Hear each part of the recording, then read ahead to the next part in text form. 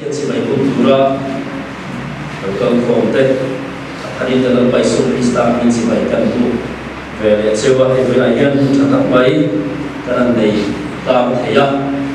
rồi còn đó là cái chuyện Mars đi thu mặc khan masalah kan hadi biar unit terpaksa program ini masalah untuk kan dia masalah kan siat angin utama siat to kan mama subang cocok sih takkan kan cukup kamai ta so ulang pangsok ma ani taksu yang beda kan dia sudah kuatir dua bawa kan ulai kuatir ka ama proses di luar suara yang memang sosari cuang kan kalau dia kan sekarang minta sia kalau minta sia in sudah itu saya tunai kuat dulu tapi maya kuat tak tak maya kan fellowship teso kalau boleh lah macam bawa kan ngomong dengan kita kita bosu macam ini tentang macam so untuk dia gua pernah kalau siap jadi kita soal boleh lah jadi tulasa mikam buah dan jika kalau dia tak maya di dalam email saya bosu ada boleh nombor nanti kan dia bawa dia suruh dia apa boleh sila bây giờ là xin là mấy sĩ lâu đó bên tiền trong cái buổi thì còn vấn đề số những cái sĩ là mình thuộc chúng ta có trả lời số các những cái sĩ là còn thuộc cần suy có vấn đề thì cho Mars đi thu mà hôn cần năm tuổi là khang cảnh buat sai nát tột mày à mà rồi chúng ta có cất lại à cái buat sai cái giống như cái trả lời à với lại cái suy giống cái suy đó đi là thì hôn mang cái thì đó phía bên cái sĩ à và sự lưu lúa giống giống thế hệ với lại các quân số các quân thun bộ anh chia đầu vào thun ban này đâu thun ở đây đâu thì cũng đang ban cái đầu gần như đi tại hiện thu cái sợi hiện chỉ cái pin khôn fellowship ở đây minute sống và trong cái sống thì cái điểm số thì đi khác quy trình như thế à thì tụi lại chúng ta biết cái trở lại thì số này thun sợi chọn để chọn đầu làm mai mà cái sợi đây đâu thì cần thủ đặc biệt mình nói thì từ đây để mình bằng đây thì tại bộ hệ này các công nghệ đều rất chính năng và là số hay là làm thành tựu tại bộ cũng rất lâu thủ tên nghe thì cái mai vừa xảy ra tại lại các công lâu thủ tên là thì anh sẽ không công lâu rồi tại bộ công nghệ mà số càng bao thủ số là tên soi sẹo suy lắng thì số càng lão bóng về rồi cũng đều thấu mày em có đáp chụp được với đúng là bảo nó chụp này là sao ta là mà với nó chụp về sẽ làm sao được video chúng tôi mà hiện thấy mà về nó mà có thể refreshment của tôi đó thì này về được rất là nhiều thì xưa hay với đại gia hay chưa kết với đại gia cũng thì cái này tấm tổ đầu đi là cái đình khom với khăn ở đâu đi à chúng tôi bảo chúng tôi xin tin thông báo bản tên thì chia tổ tên lúc đầu thầy đó chúng tôi vào xuân cần kun program nguồn sa thì để thầy đó cần để phong bây giờ cái cần đi tập hội cần đi cái gì chúng ta trong kun program siam sa có hiện bang chồng sang sắc thầy có đi là thì hay là kun bang thầy của xin xuôi từ ông ta để có hiện nên kun trả hành sang cái đó thì sẽ bên ngoài thì lại cả xuân thì đi có sản đâu anh em xem để thầy cần chọn kim thầy đầu lại cái program đây cái bây giờ trên program đây là nó về lại để làm mà số anh soi thiểu rõ từ đó tới bộ đi từ đó tới bộ khác với lại hiện là thiểu đầu số bộ cái đầu tiên tới bộ đi cái gì mà đầu chứ bây giờ đi là program cần để xa cái này từ khác đi về biết một vài nghìn với lại hiện nên cần tìm khác ya ini đây cái đầu quy tên này cái quy những số ta sẽ có cái đấy hay là cũng là đấy chắc quy đấy có thể có soi thiểu rõ của thực hành đi solusi itu kita soal ini kita soal cakanding tu kakaran ini dia bukan bangkan benar buat saya kan buat suap banyak lah jadi kan kau suai tu kan nhưng cái hình số là nó chẳng quay sai đâu cả tin là mà kỹ thuật của con nó cái mà hình số cái này như cái sai là cái điều sai đấy chỉ là cái điều luôn là anh cái hình số là cái còn là cái số là cái không suy tu thiểu là cái gì đó cái thiểu là cái gì cả cái suy thì chứ rồi với nó cái thứ quý suy lo ta cái tham Krista này của chúng ta thì cái gì à thứ quý suy tu Krista này của chúng ta thì suy mà suy là tâm thầy bây giờ sáng sáng in mà suy thì là thì tiếng công quý suy là cái này suy lo tu là cái này à cho cái suy ta cái cái buat suy nó sẽ do tụi ta là rừng rừng cái thác này rồi đầu thì là một rất sôi bôi đi chiết sôi cái đó chú là chú cái thìn lung lụa trụ anh đi vào nghìn rồi đầu mà sẽ là nghìn rồi đầu cái gì đó cái lỗ rồi là chú cái chú cái nào vậy rồi đầu thì rất sôi cái tụi mà chú cái thìn lung lụa trụ tụi ta là bôi anh đi chú bảo chú cái bôi sẽ nằm sát sau bôi cái thái sẽ để cái gì khác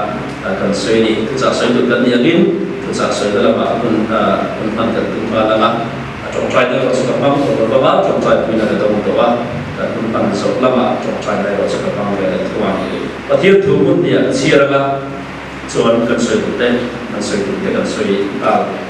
giả về đâu nha mà thay cũng cha lá các vấn đề chia đâu là một thì là bị chia ra này mà thay cũng cha trong trai trong cha sự tiền đó India, Mathaya tu sao, nằm ở chuan, trong trái đi bình đẳng suy là lục la, đi công khạc la, đi ba ở lục ông hè chuan trong trái đó, đi chuan đi ba ở lục ông trình tu chuan, ở lục nằm trên, đi nó theo con đi hung ly sang là người ta chỉ cần phổ biến vào thì có thể có thể dùng lý trang là nắng theo độ sư em khi bạn phim tu la sẽ ổn tuan la sản chín cho siêu tu làm ta tu la hiểu bộ là các theo độ cái môn này cần thúc với khá Krista này của sản tan thì khá gì Krista này của sản tan thì cần soi gia đình thì bắt hiện thì có vẻ là mình tu tế thì tu ra mình buat sắc lại cái nông bộ tu ra ta na mình siêng sắc cẩn thận na công khi thì khan anh soi tay lại anh đi phim thứ mình chỉ Krista cũng cần sang chú cần chỉ cái cần lại các phong đối với là cô hiện cũng tăng tập lắm tất cả cần lại khám một khai thì xuống rồi Krista mình cần sang lại bắt hiện nó mình tu chú ở nông bộ tu lại hệ lại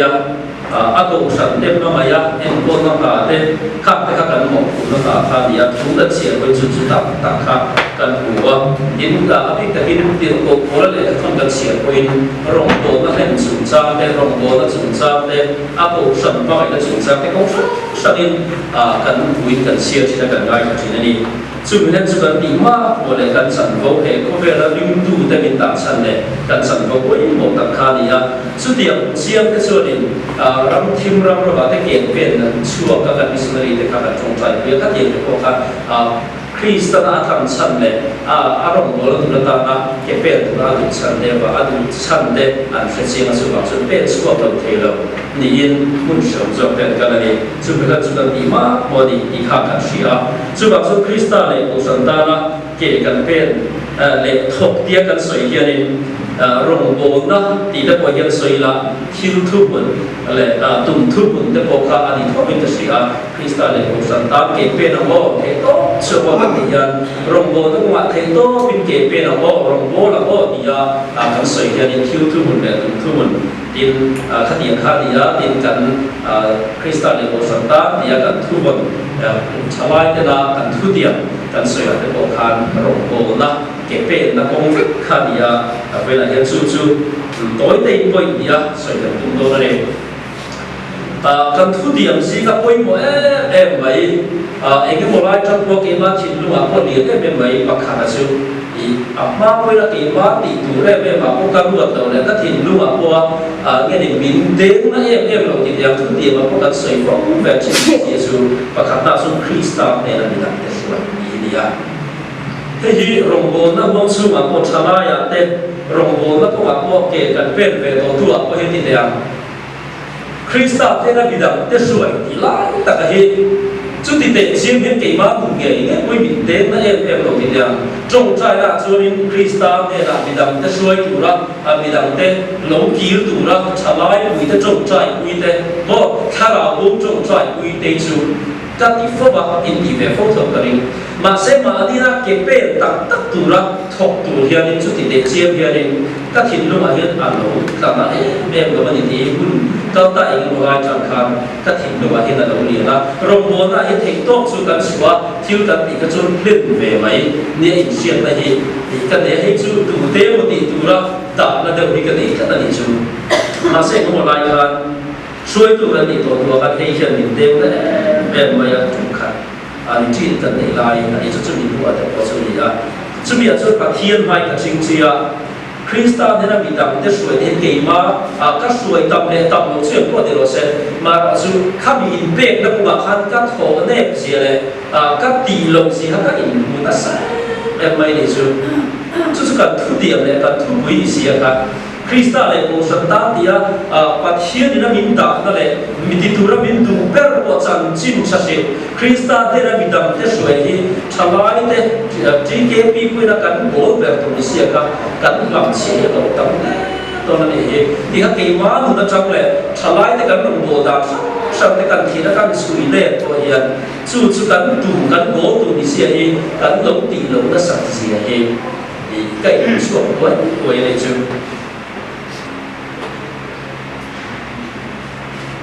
chúng ta cho nên các trồng trái à mình đâm để về là thiện đúng để gì mình về ở đi hết các trồng trái rồi mình đâm về là thiện đúng với cái lống đầy liền rồi vậy à với lại dân cần survive là nó cần sửa nhiều chứ thế mình đâm phát về thì muốn thấy lâu khá sức học mày mình đâm phát về muốn đâm chỉ để lâu khá sức học mày biếng khác để chúng xỉ với là với chút tiền cho cần để cái này cả với na kan sira ta na ka tu chu ka trong trai na chang kwa ka to ve ni ka chu e với ni khem koi na thok lo ber ma ni ni ta kwa mi da ta soi na ko ma a thok lo ber chu ka ni chu thok lo ma ya ma chu ke ka pen na ko ma he ka lo ve ta na chu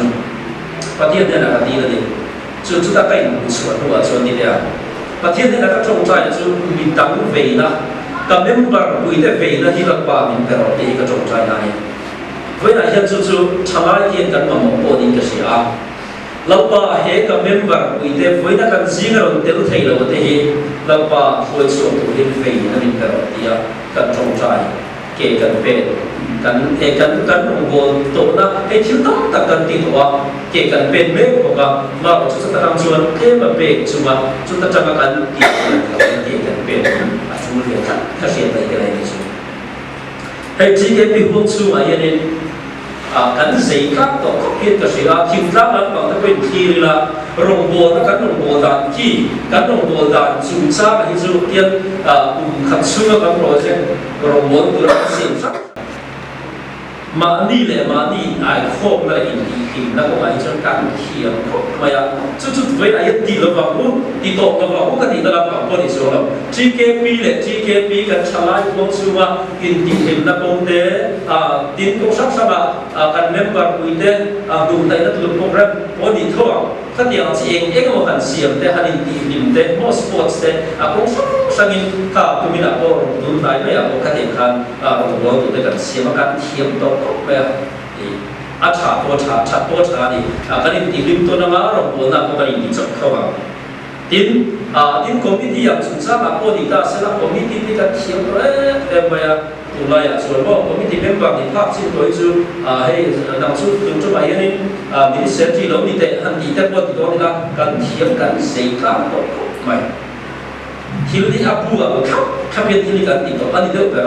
rồi in cái số lượng chúng ta là có đi sẽ là administration chart để cần vài quỹ mua quỹ mua em đi quỹ mua có cái phần cái về chỉ là thì mà đi đến tập in cái số lượng chúng ta có phải cần để đúng không nó có đi cái số lượng cần đi về chỉ là có cái về để mà chúng ta quỹ mua thì quỹ mua rất nhiều với lại hiện chúng ta sẽ in cái số lượng chart để cũng sang là mỗi để nâng tất cả các cần bộ để hiện nó chạy để mà cần thêm rồi nhưng mà sẽ là với lại hiện chú trả lời các thì là với lại hiện cần sử dụng hết đi mấy lại hiện cần chế về cần phá mấy cần member số lượng phù hợp đấy thì phải tổ chức đấy thì với lại hiện sử dụng số lượng mình luôn là sẵn sàng đấy hay là sẽ giúp để cho nó cái chỗ các sự thì thu được mấy hey rồi thế khi là lâu đi chín để lâu tuổi chín đi để có thấy cho thấy rồi xuống đi cho các hay để cũng cho nó mà xuống nó phun lồng tai để rồi thấy cho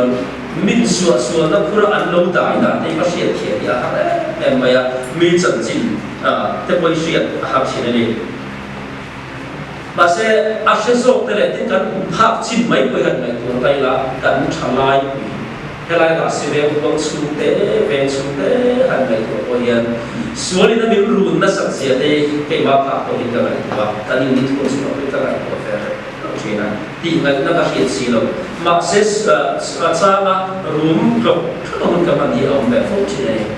với lại hiện trả lại thì hiện em tin nghe hiện để cần mà sao em tin nghe cần thì dễ lắm hiện để cần liếm mấy đó nghe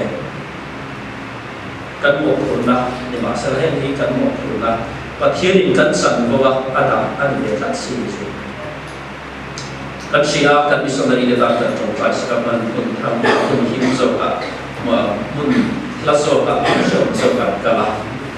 rồi đi học vậy mà rồi sự hệ của là hiện thì đi hiện thì về thì các này ta đi xuống vậy là hiện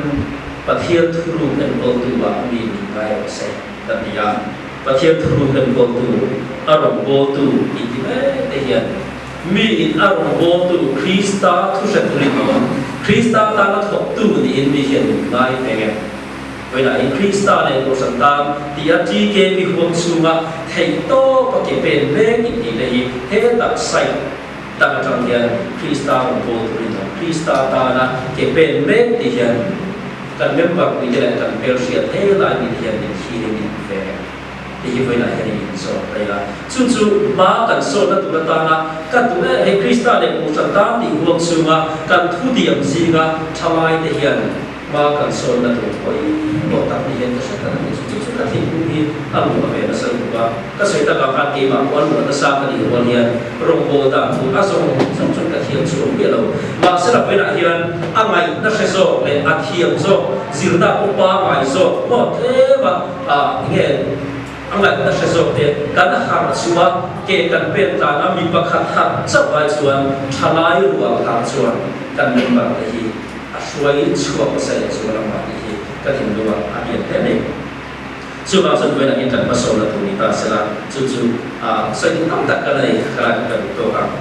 apa ni na chuan chu zong ko tin na tu ta na chuan engem koi mo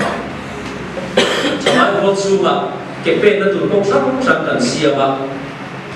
project cái cần xia mà rồi chú lộ tin nó tụi giống lẽ cả nó cần suy tạo giống cái lộ tin nó tụi nó cho nên cái quay bộ cần đi xuống tổ cái là cái suy nó bằng nó đi cao chú mà anh đi cần quay ngoài mà anh đi lần là về là cần rùa lý tin cả và thiên cả bộ là mà đi cả cần thực hiện mà cần rồi thế rồi bố nào cho thấy tốt cần số bằng tiền mà sẽ đúng lộng cả khảo lộng lệ phát sinh như Krista này của chúng ta thuộc tổ hiền mà đi cần quay một thằng thì à chúng mình tưởng cho nên cái quay một mà sẽ ra in về về mà đi tận ta dan tu dia kena suruh kita kasat nak isu Krista suring katin ni tin pasien ka pola ba ikan boleh rombo urama li buat site na lagi sia na cuma ni ne ma ni kan ka itu tapi aku baru kan boleh ni kan sia ba kan sia ber mai ba tu atak taka pathian ni anu cuma rombo la tu pat tu tu aso mit pat ni la tu aso ma ani fian riau na kan kan ka itu bo fian riau mộtตัวanh trong trai mấy để học sở mấy thầy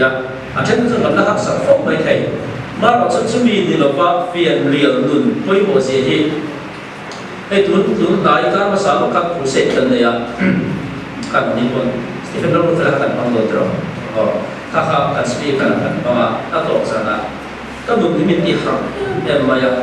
cái cô ấy mộtตัวlà hiện trong trai tất cả đều hiện bài luận chia quay lại một rất là gì cái chia về trên cái bằng về trên đó mà sẽ tuôn cái lúc sẽ tất cả các hạt thả về để ta cái số khảo các lúc mình chỉ là cái bộ khảo thì hey chỉ đi căn lâu thì chung nói lâu thì chỉ để an toàn là bây lâu mình về mấy cái quay lâu thì ta lẽ mấy thì cái mà này là thật là với lại hiện căn sợi của sự tham ai thì hiện rong bol na kuma hian thalai anga rong kan bol na kuma soi tu ta ko active member kan sabai mai hian rong bol na kuma chak so ka ke kan pen na kuma te ko sang kan project kan ti na kuma te in chu kan soi so chia krista ne na binang na soi tu ra ke kan pen na kuma te hian tu me poi mo kan ti suan thalai te soi tu nei pe na poi mo mà sẽ là căn sản hóa ya quay một chữ đi máu luôn in bể là in cung bể là in phiền điều là quay một cái máy để chữ chú bằng chuột với đại hiền trả lại để hiền căn phiền hay trả lại để căn bị lộ kinh chỉ nên cái gì à cái mà ni nó bắt hiền để là in bộ nó đúng tắc này cũngเป็นphiền điều căn nó này ni tin bắt hiền bộ cũngเป็นvới đại hiền của xây tăng này cái với này mình sợ này một thuộc năng là vì chú của ta này có sản phẩm chuột phong chỉ là gì để cần của số tiền cần một thuộc nó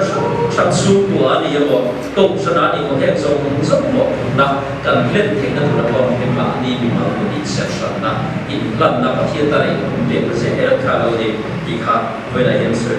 sẽ tăng lại đây là cho nên nói tất cả một thuộc là hiện sản chỉ để vào hiện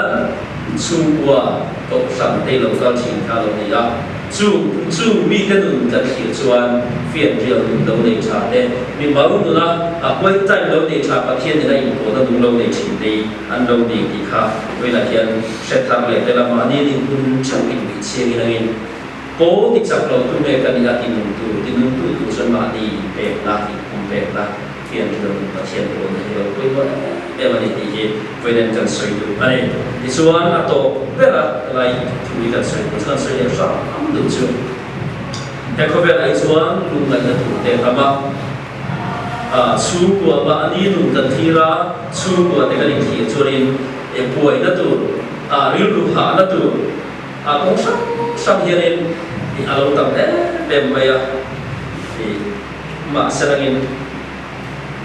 chút tiền của tôi làm chủ sự cần điều này để sinh được lại kiện, ama sau khi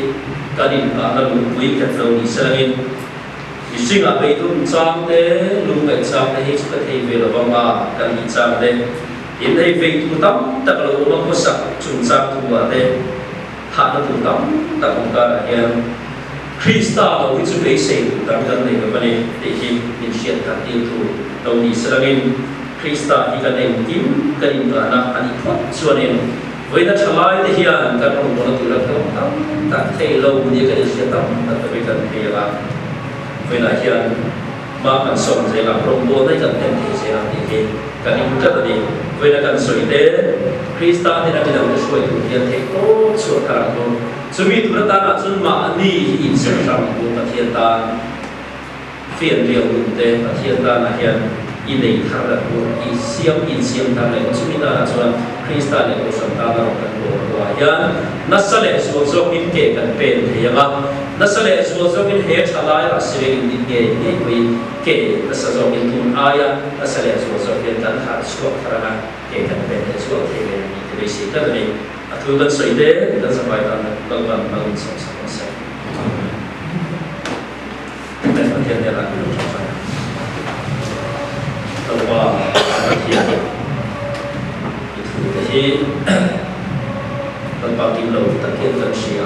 cho điểm học xuân kim lầu thực hiện cần xây về là một chỉ na chúng ta là có lần qua cái thế na thủy đã đi cái sửa tê lần qua hay là một nào thủy tê cái này cũng sửa về ta đi à cần xây sửa ta phát tê thì thổ luật vàng tê lệ thiểm lầu áo vàng tê áo lần qua xây thiểm lầu tê lúc bà xây sửa đây cái này cho mình ngay trong là lúc bà với lại hiện trả lại đây cái rồng đàn bồ là ngoại hiện sáng số lúc bà hạ cái này chỉ nam với cái này chỉ nam hạ với cái hạ cái phổ chỉ này nhưng mà sau này cái hạ nó giống thì lúc bà mình sinh người vẫn hiện cái hạ ra thì nó cũng sẽ chết chứ bằng lúc bà nắng mà anh nó hạ nắng mà anh nó đuổi thì lúc bà phải cái mình siêng thằng là Bapa kan salai kita tak teh ini na suai sendirian. Bapa heng de kan san vou le binti tidura bintuat sat ani bebeu sivapian lamba kawai kirin salai member song ni kan member suat kuratu suat kutu tak ombe de san suat kurin lamba binti sat la min shuai kho la min siam thang la sumi tu da la chon mi marum nun na koi ko tan dia khanal wa ko ngai ta in na wa ta in siam thara in ka thar the tu changa ai ta ka ai dia min buat se thara la in na kan di la ne wena kan tu sa soi le te te kalang ba ko ngai ta in ta thim lu ba min ti nun sak ko la ta ba ta min tho sa ni ko ta kan di la na kan na ne eng mi ko ngai tu isu krista min na kan di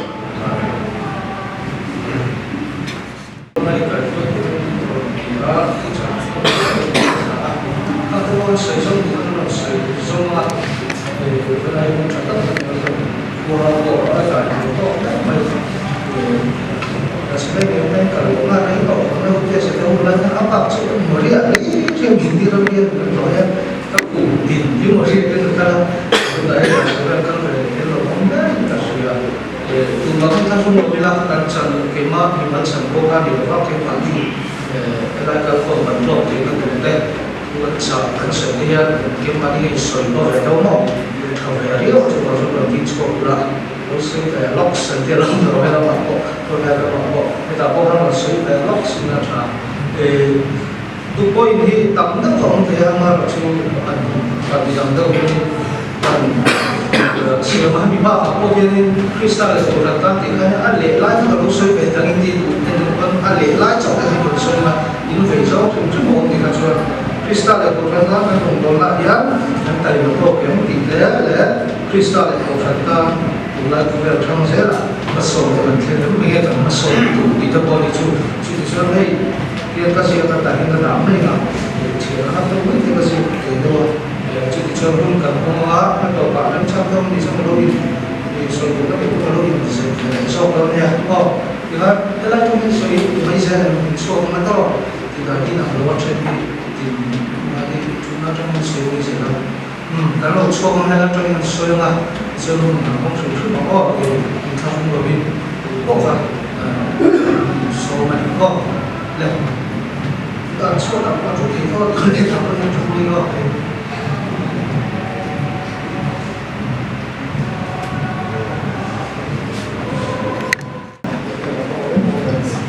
Saya rasa nak kira orang boleh sampai dia saya rasa mesti kalau mau main lewat ada minta saya di kalau polisi ada discussion kan tu kan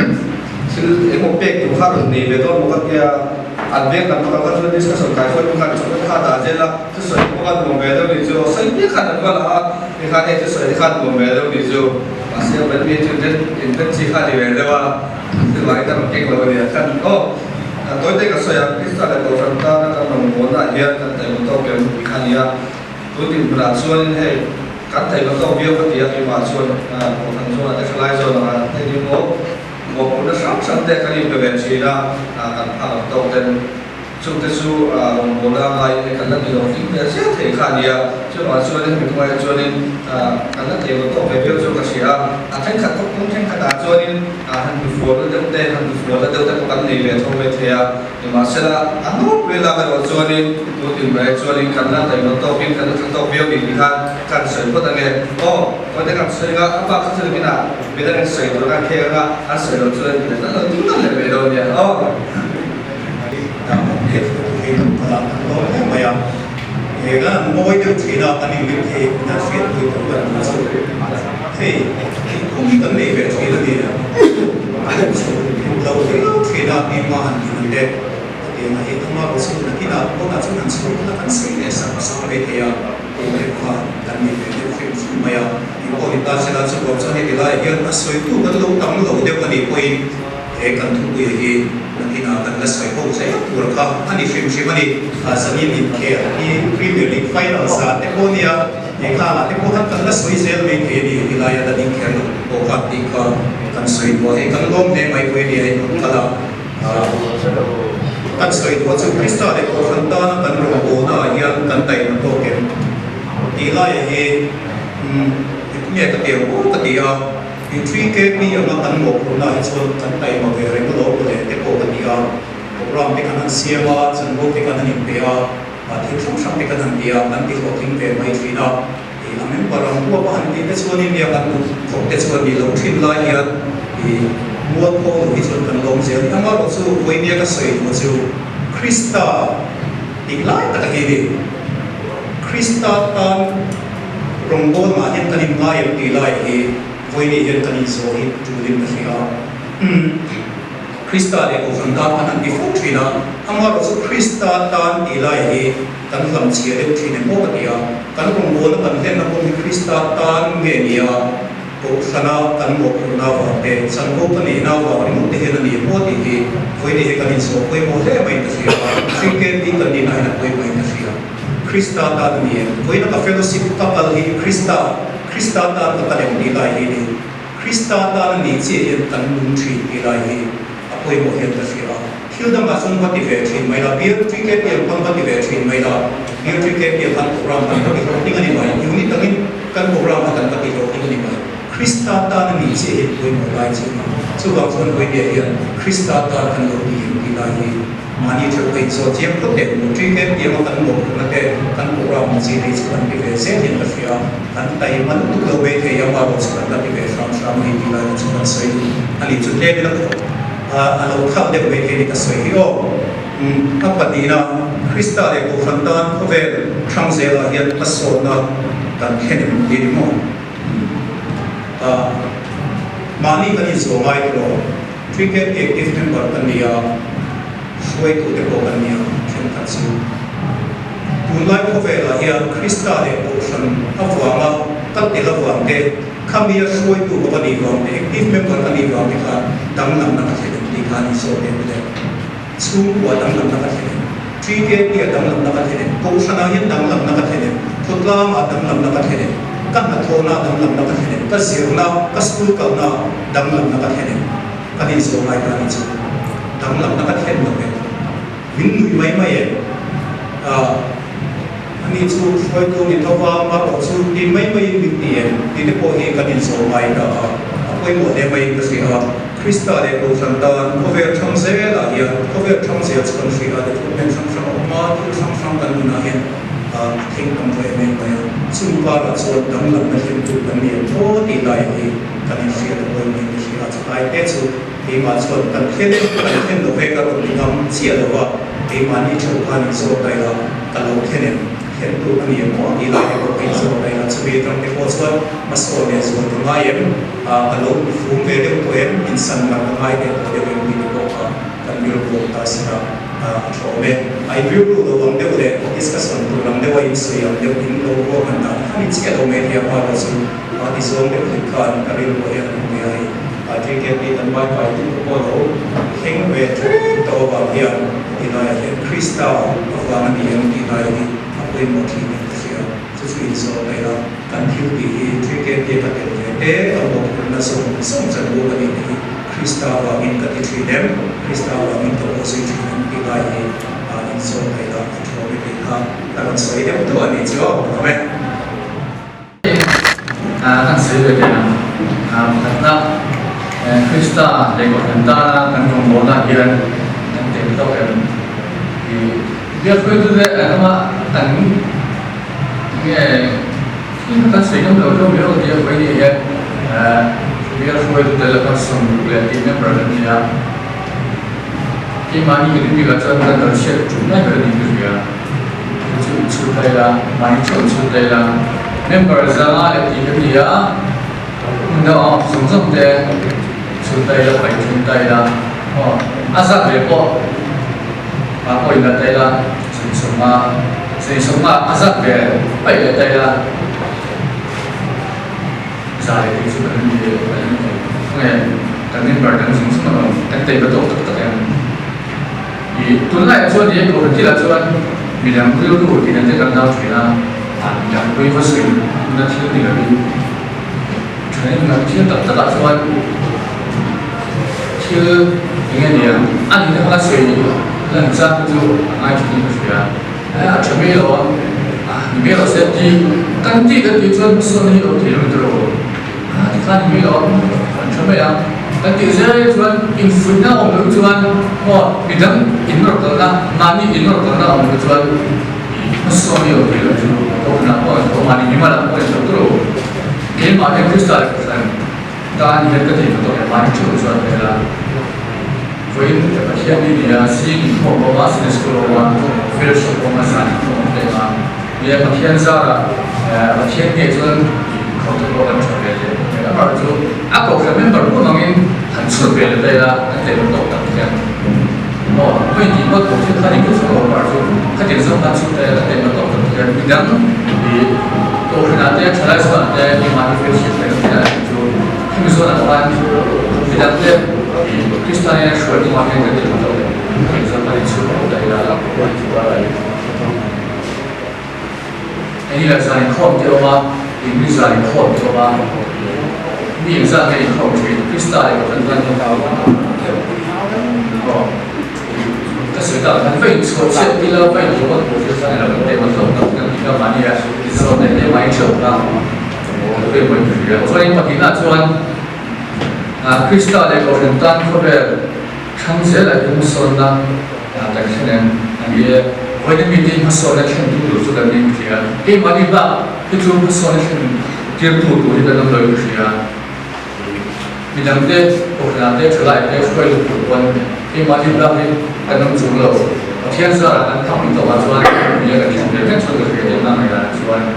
其实总是靠跟方准备去了。trở lại cái việc member cái không có ngoài đây cũng như là cái project cái việc là không sống sót cả thì cái cần bắt buộc cho tìm kiếm đó là hai member là những người tổ chức đây member tổ chức đây cần quy định nó cũng sẽ là itu thì AFL Sports cái này chúng ta member cái không anh làm chuyện gì mà member tổ chức đây cái số một đây cái phần đây chúng ta chúng ta cái tiếp theo là mình là những cái này chuyện member tổ chức đây member tổ chức đây của nó thì cần issue nó cũng làm như thế là cái gì làm phải cái chuyện đó để làm sao cho cho mà sau thế là chúng ta cái sau đó chúng ta thiên về chuyện đó rồi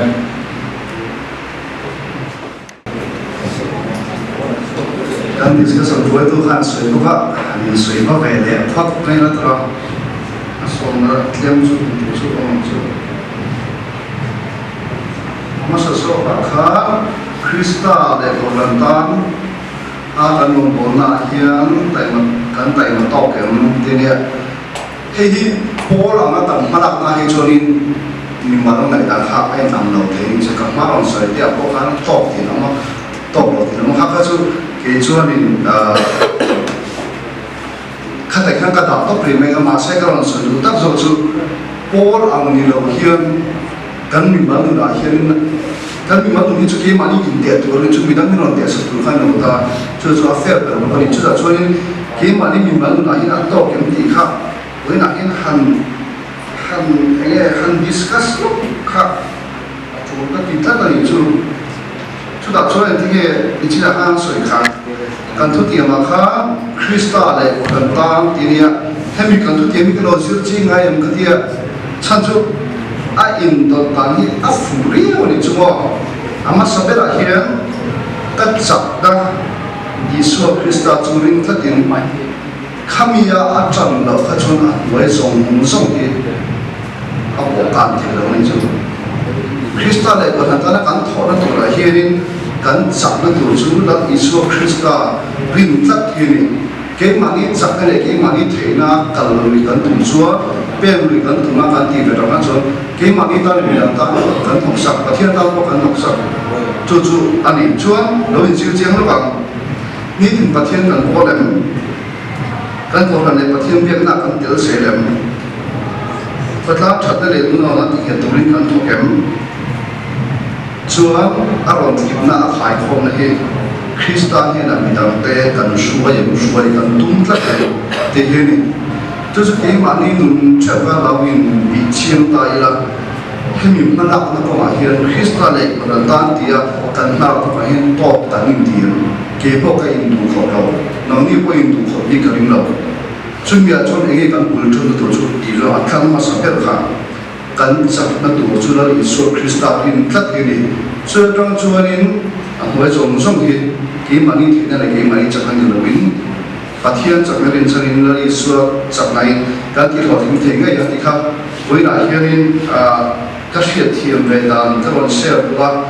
chuan etige hemi hi chu strict lúc tụi các lỗ có lẽ cái tìm mấy thì mà sẽ thì anh em truy kế bị model thì ông ta sẽ truy kế bị chọn model thì năng thành thế truy kế bị chọn model ông ta sẽ tại cái điểm tiêu tại là những cái điểm mà sắp tới đàn tổ chức kỳ là khi lại dùng dùng những qualities cái sử dụng dùng khác ama khi nó định tất cả mà sẽ cho chúng mình chặt đầu truyền quay thật đẹp truyền trang cái chặt trang này ta cho nên thì là hát tất cả này cho nên cho hết cần thu tiền thì cần phát hành thì cần share chỉ là quay một em mà chúng mình ở chỗ cần phù trang đây cần chặt đầu trang đây hết cần thu tiền thì mình tự chặt nhưng phụ thu mình sẽ thì khác rồi năng lực và mình phụ khả năng phản xạ và cho các bạn hiện nay Krista này cần ta có vẻ trong sẽ là hiện phát sóng năng cần thể hiện đi ở đây mình chúng ta hãy cho nên M3KP11 là hiện mà cần một trả cái tiền M3KP hi cần đâu để năm 3KP là cho cần đâu để sáng và người ta chúng mình cho ram tam thế mà cần son tiền tụ thế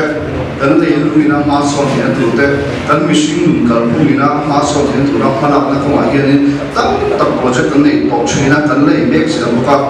hiện giờ cho nên tụ nó ta cho nên cần đi sẽ là cần chăm sẽ là nó số nó bộ cần thêm về sẽ linh thực hiện đúng không?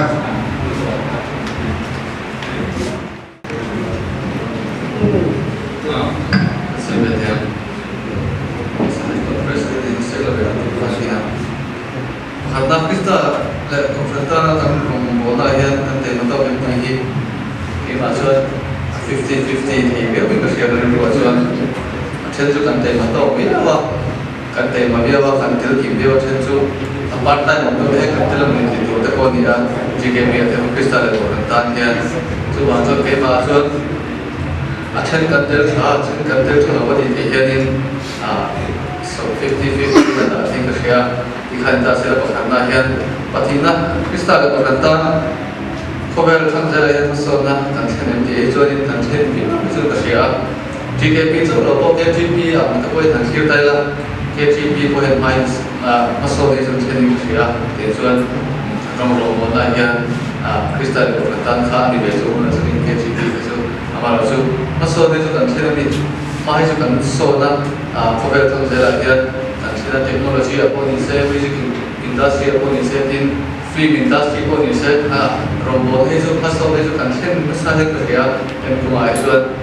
tinggal di pop ke kan pen kan dari kerja kita ini saya saya luar kan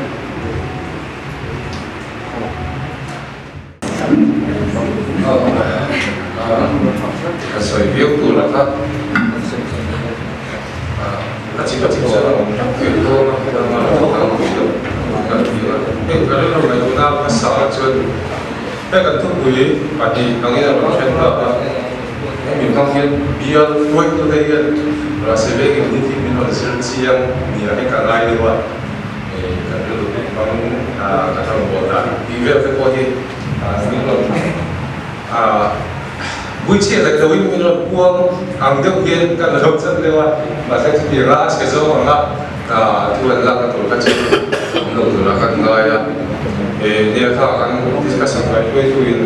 anh lệ lại cái bộ anh đầu tiên lại cái lúc này chúng ta trên một phần bốn nó có cái câu gì anh đầu làm được rất mấy anh lệ lại anh thì can Krista bị lại anh anh biết cái thể hiện cái gì đó cái bộ phận tiếp cái cái hiện giờ là cái bộ nó không sắp sang ông các cái chuyện đó thì thiên thu là cái mùa sau đó thiên về trong mi gì năng lượng tập tập sau đó dần quay năng lượng tập tập cái gì chúng ta là chúng cần phải nó rồi cần phải nó rồi thì năng lượng chắc cả thì cần cuốn quy trình khác là như vậy là chúng mình biết là chúng anh để lại khác cần ta làm đúng điều đó function le trializer là thế trong cái tập mình trong cái tập nhiều cần xuyên thế nhiều cần phụ thế cái gì đó thì là mà bốn là mà cần đặt bốn là anh em một cái gì là công việc đấy anh em một khó làm thì là quay về cần tiền gì thế này không ai chưa có gì là đâu đi ra chung lại chung các tay mọc chân rộng về rất thì lâu không ai cũng có thì vào anh ấy lại anh hàn ta lần từ về khác cần chào để vào cho lại chú thì cần thì review đua hey lúc người đua lúc nó không không nước tụ cái đâu anh ta chọn bằng đâu khác anh đi đâu lại chân học về đó apa kita lagi masuk dalam yang di kali lagi mengenai senai antara bergerak ini lah kita kan soalnya saya berbual kali itu jadi soal kali kali itu jadi adina orang kali di meeting dia dengan senior soalnya kalau ni cuma jadi yang cuma masuk nak di ganti ini lah老创立出来，masuk那个kalau dia orang itu 就应该讲近期你啊長期喺個等特嘅後面嘅嘢啊，就嚟就講緊水速天節咯，加你路啊唔得，得嘅應該講起碼你那個先做，那時候那個分嘅方嘛喺個呢個區域嘅en toda la temporada yang itu apa itu terlalu kan unit project maksudnya ya apa itu semua somdo in lambang kami kan anda member kasok kan ko bui angka ni ya kadi ke ko masuk na ani lam kai da chang unit ta chang i lam startup ani ju kadi ang chi de ko ke mali na kan lo re cho ti ang chi kadi ang ka ma chumi pi na ma chu dengan yang aci nak kan kita nak buat sana avior akal kan kalau cakap apa orang biasa tak ni masuk na ni kan cumi pi na ma chu fluid tu di mun te ko di tu na fluid tam tak anong to tu na anong kat to tu na kalau orang tak macam fluid tu dun so mo na di te fluid tu ni lain so mo na di kadon sa ko sa aku kat juga ada buat fluid tu di dun na macam meter so di kan itu ni lagi kalau ada ahli tu na itu meter so kalau ni itu fluid tu kalau ni tak ni nanti boleh lu baca nama jadi masuk na ina akhir tu yang kagaya so juga fluid tu kan itu dia ini tool ini nilawin kerja naya ka masuk na tulay lian orang dia tahu akan langsung ni mana kalau kalau langsung lo ya kalau pun nak selo saya tahu lagi selo tapi komite nak usaha kalau bayar kalau cocok itu kan tak mau dicoba ni, invest tu kok invest so kau macam kita masih kalau ni kita tu kan sudah kristal yang macam tak tinggal ya.